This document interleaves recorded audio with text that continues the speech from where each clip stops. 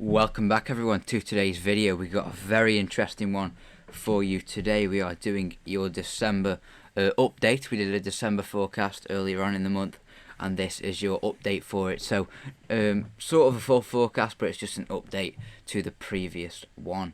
Anyway, we've had increasing signs over the last few weeks of a very cold December. That doesn't mean it's guaranteed, it just means we've got a higher chance than recent years. And this is the most interesting start to a winter since 2009-2010. So there is something very unusual going on, and with the chance of the earliest SSW ever recorded, that just puts even more uncertainty on it, and that's why it's going to be extremely hard to forecast, because we haven't had a winter like this before. So this is going to be a very interesting one. We're starting off in the stratosphere. We are looking for an SSW, which is where the solar winds go into reverse. A good example of one, an extreme example, is something like this, but we don't need it that bad to be classed as an SSW. Anyway, this is the latest GFS run in the stratosphere. We are currently polar vortex is up and running, maybe a little bit displaced and stretched as we go into next week, and then we start to see this warming developing over Siberia that is going to be pushing in towards the pole and possibly reversing the solar winds.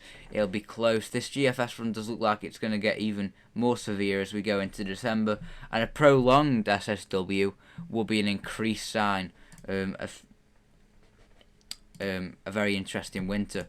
And there's usually a lag time of about 2 to 4 weeks, so the effects usually happen about a week or two after. So if we're going to get cold from it, it usually happens 2 to 4 weeks after. So that would be around mid-December to mid-January would be the focus period to see the effects. This is the control run. We're going to go through some ensembles to see. The control run looks like this. Once again, it might get to SSW levels, I'm not sure. Ensemble 1, there's the warming there. Not too severe, but it's a pretty significant warming, especially this early on. Ensemble 2 looks like that. There's a bit of a warming once again. Ensemble 3 is like that. Number 4 is like that. Number 5 is like that. You get the gist. So there is a significant warming taking place. If it gets to SSW levels, we're not sure. It may do, but it's very uncertain. So we're just going to have to see. Here are the ECMWF zonal winds. There's been a bit of a chopping and changing with this today. Maybe a bit of a wobble from the ECMWF if we are going to get this SSW. For an SSW, we need the line to go below 0. This 0 line. Let me draw a straight line. We need the average line to go below this 0 line. That is a reversal of the solar winds. We are currently, this is the average line, by the way. So we are way below average now, and we're going to continue dropping off into the course of the week. And we are going to be very close to, an SSW, but we're just avoiding it. A technical SSW, we're just avoiding it. And then we recover a bit, and then we go down again. And maybe we do reverse them there, but it's once again not quite getting there with the average. So maybe an SSW is on the way. Maybe it's not. It's a big warming anyway, but whether it'll be classed as an official technical SSW, we'll have to just see. Anyway, yesterday's charts were more interesting because we actually did get the winds into reverse, as you can see, and there was much more going for a much more severe SSW. Where today, but the day before that, we were around average. The day before that, we weren't even going for one. So it's chopping and changing a bit, as you can see. But we have wobbled a bit more to maybe a less chance of an SSW. As you can see, there was much more going for a significant warming there and keeping it going than there is today. But it is a substantial warming this early on in the year anyway. Now, over we go to the sea temperatures, or the coral reef temperatures, whichever one you want to call them. This is the weak La Nina signal, which favours a colder and block start to the winter usually. It doesn't always, but it does increase your chances. And then over here, let's ignore the rest of this now. Ignore all of that, ignore all of that. This over here, by the way, is the negative IOD signal, which is weakening. and that also could favour us a bit of a colder than average winter. Right, this is what we're focusing on. Let's focus on this part of the Atlantic up here. We have got a very, very interesting signal. We were warmer than average through the whole of the Atlantic till recently. Over the last couple of weeks, we've started developing a tripole signal, which is where you have warm down here, a warm to the south of Greenland and Iceland, and a bit of warm on the coast of Spain and Portugal. And then we have a big cold area through here, and we are getting that signal at the minute, and that signifies an increased chance of a negative North Atlantic oscillation, which increases the blocking, therefore giving us a colder winter. And that could definitely affect December as well. And we did have one in 2010, dare I say, that year. This is the latest, and we are, once again, and the La Nina's probably weakening or around the same still. That negative IODs may be trying to strengthen again, actually. We've got cooling still going on in the northern Pacific, North, all over the northern Pacific, really. Then the tripole signal continues, a bit of warming there, and we are, there's a bit of warming going on in the middle sector, but overall we are cooling it through here once again. So the tripole signal continues, very interesting indeed. This is the latest North Atlantic oscillation. We are coming out of a negative phase. We are in a cold spell at the minute, so that's why it's negative, because we have that blocking around Greenland and Iceland. We are coming out of this negative phase, and we're going to be going positive over the next few days, only slightly, and there's signals, but there's a few outliers that stay positive, but as we go towards December, there are signals that we are going to be dropping back below and quite below average, which could be a sign. And the Arctic oscillation is even more interesting. Take a look at this one. Once again, in a negative phase. At the minute, we are going to be going above average in a positive phase. Only briefly, though. Once again, a couple do stay, positive, but then we have most of them going back to negative again by the start of December. We are having some going extremely negative, like a record-breaking level of -4, -5. Arctic oscillation, which would be severe. There's still outliers that stay mild, positive, but there's outliers that go very, very negative as well. So overall, a pretty interesting pattern as well from the NAO and AO especially. Let's have a look at the ECMWF long-range charts. I know these have wobbled a bit today as well for December, but we're having a look anyway. We're going to go over to the North Pole because it gives us a bit more of a widespread view of what's going on. This is the anomalies for week 1 from the 24th of November to the 1st of December, and we're looking like this. We've got maybe a little bit of a blocking signal around Scandi. We've got low pressure in the Atlantic fighting back, low pressure down here.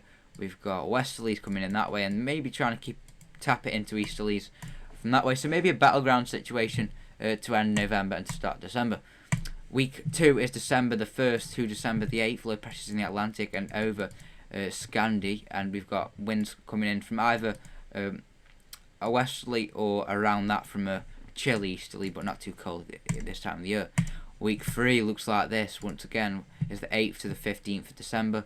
Similar setup, winds from the southeast likely. Week 4 looks like this. Once again, the blocking area staying firm, and we've got winds in from the east, but pretty dry, not too cold. And then week 5 we do get pretty interesting for the Christmas period. High pressures blocking in that sort of area around Greenland, Iceland and Scandi, and between Scotland and Svalbard as well. Low pressure drop to the south, and that looks very cold and eastern, and looks a bit like a beast from the east type setup. Very interesting indeed. They are interesting, but they're not as interesting in yesterday's. Here's yesterday's charts, which were much better than today's. I'm going to show you them anyway.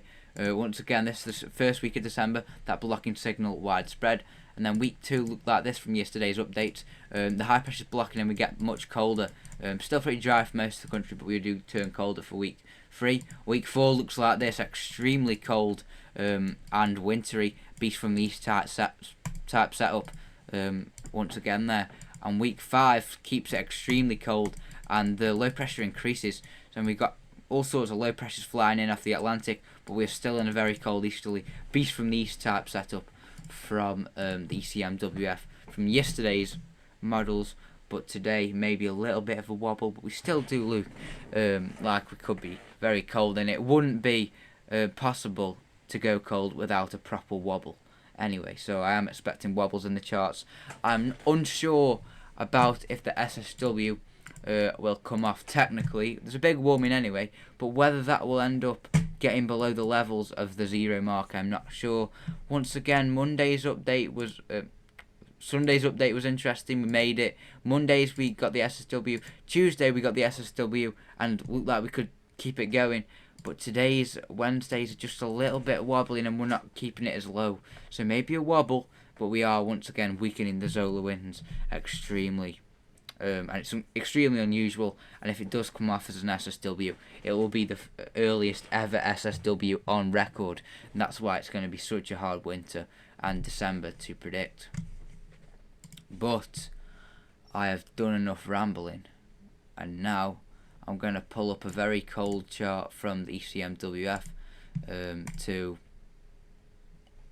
set the atmosphere, and I am going to give you my updated December 2025 forecast. So I think we are going to start. Here we go. I think we're going to start December off on a pretty unsettled and mild note. I think there will be Atlantic lows pushing in. It will be very changeable, as you expect for the time of the year. And, the sort of average start to December you expect. But by the end of the first week, I think we could see signs of high pressure pushing over the country and taking us a bit drier and more settled. Into the second week, I think we could get high pressure properly settling in over the country and to our north, maybe around Greenland and Scandinavia as well. By week 3, I think that high pressure is going to properly be settled over Greenland, Iceland and Scandinavia. Low pressure is going to be dropped in over the UK and Europe, and I think we are going to be in a bit of a setup like this, with high pressure to the north, low pressure to the south, looking a bit easterly, and winds in from a very cold easterly indeed, with low pressures coming in, and very cold with snow possibilities. And finally, week 4, as we go into the Christmas period as well, I think it could get increasingly cold, with very interesting, very strong easterlies, areas of low pressure flying in off the Atlantic, causing big snow events, and a big area of blocking over Greenland, Iceland and Scandinavia. So that is my updated December forecast. Overall, the month could get extremely cold, but also it could not come off at all, depending on the SSW. So once again, take what I've just said as a pinch of salt. And all the other weather YouTubers and all the other weather people are saying the exact same as me about this December. But I'm not going to say it's going to happen yet, because we're still quite far off. The SSW might not happen, and it could all flip on its face. The tripole might end up collapsing, but it's looking, and even Gav's been saying, Gav's weather vids, he's been saying that this is the most interesting start to a winter we have had, maybe since 2022, but that fell on its face a bit, and then 2009, 2010, so extremely interesting, and indeed, it will be a one-off winter, which is very, very unusual for a warming of the stratosphere. Even if it doesn't get to SSW levels, a warming of the stratosphere this early into this season. It's not even the winter yet, and we might get an SSW, which is very unusual, as the polar vortex usually gets going and it's being broken down. So we could be in for an average December, or we could be in for an extremely cold December, which would get going into the 3rd and 4th week of the month. Overall, I'm not going to say any more than that, as none of that might come off. Take it as a pinch of salt, but it looks very, very interesting, and I have not seen a December like this, or a start to a winter ever, when I've been forecasting. And once again, everyone else is saying it's the most interesting charts, and a lot of the long range charts are bringing this pattern like the ECMWF, and they haven't done that since the start of 2009, 2010. And we all know what happened in 2010. Anyway, I'm going to leave it there. Thanks everyone for tuning in. Stay tuned to the channel, as this December will be very, very interesting.